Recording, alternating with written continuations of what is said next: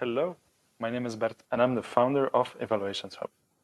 So I've built this tool together with my team to automate your external evaluations with your suppliers. And so let's take a quick look at what the system can do for you.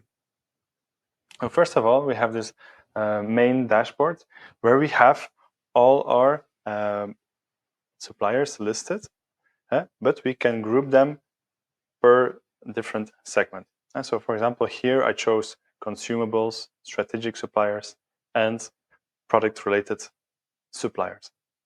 So for each of these groups, I can select a particular evaluation strategy. And so do I want to collect different evaluation methods for each segment? Yes. In this example, for consumables, I chose to collect evaluation forms every 2 months. And so I can show you later on so how we fill out a nice questionnaire that is sent out to different stakeholders. I also want to do something like a process capability analysis every 4 months. And then once a year, I want to do a site visit. And so here I chose to have each evaluation method count for 1/3. And the beauty of this tool is that it collects all these evaluation methods, all these scores, automatically and in real time. And so the system will chase the people to fill it out. It could be internal people, could be suppliers. For example, if you look at product related, I will show you. And so here I only added one type of evaluation. So the complaints, I want to check this every week. Let me add another one. So we can add all types of evaluation methods possible. Anything you can think of. So ranging from surveys, documents, meetings, complaints, data points, you name it. This system can combine it and automate the collection of it. So for example, if you want to measure some satisfaction and feedback, so what do we have there? So we could say we want to do a satisfaction interview. What will that do? It will be a meeting or interview. We could also say we want to do a satisfaction survey. And then later on, we can take this from a template or we build one ourselves. And here we see the frequency.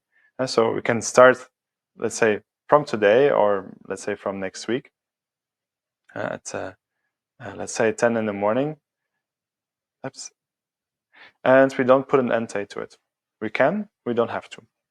We can have this survey, the satisfaction survey, run every, let's say, every 4 months. So we'll have it 3 times a year. So we say we create one, or we can also select one from a template that we saved. So here we say we create one. So let's say satisfaction survey. We can make some changes. And here we add all the questions that we want to ask. So we have a mix of open-end questions, so we can add all the questions that we want. We can change it. For example, here a rating question. And this question, we want to have a checkbox. So question here with checkbox. So we add our options and so on. So the system is extremely smooth. And here for the rating question, how often do you, or how likely do you XYZ? And then we add more questions if you want to, or we make a matrix question. Anything is possible. So we check the preview, and so I didn't add in a question here. That's why it's empty. The same for the first one. So I can still make some changes. Question 5, and then here the same. So first intro question. Voila. So we see the survey, how it will look. We submit it, And that's actually what we have to do. So now if we have a look at this overview, what we'll see is for all these companies listed here, they will get this satisfaction survey automatically, and they will be chased to fill it out. So if we then have a look, we can see the overview of how they have been performing individually. So based on how this scores come in, we'll see some elements of high importance with low satisfaction. So these will get a high priority in our system. So if you want to have a look for biotech assembly solutions, we can find the surveys that were added, for them. And so you see here the satisfaction survey that we just added. So it's already listed here. It will be automatically launched when within the next round. We can also add some evaluation documents. And for example, here we have process capability tracking, and the user, either internal or external, can add these documents so we can track them. What is the most important here is also if, let's say, there are some complaints or there are some low performing suppliers, that we can make them accountable for the things that they should do, that they deliver on their promises. And here what we see is in line with, let's say, the complaints, low scoring documents, surveys, or meetings, we see what has to be done for each user. So we can address the supplier immediately in this Kanban, and they will have to show how they will improve the current situation or avoid that this will not happen again in the future. So this is the system in a nutshell. We can easily add consultants to our system. And so, for example, here I have added Henry.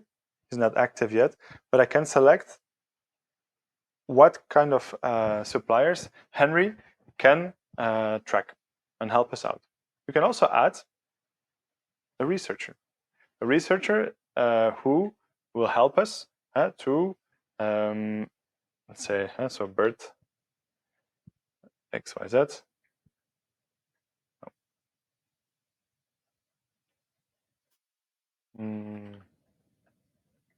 At business.com. So here I can add this person, and we can select which companies this person can actually have access to just to collect data.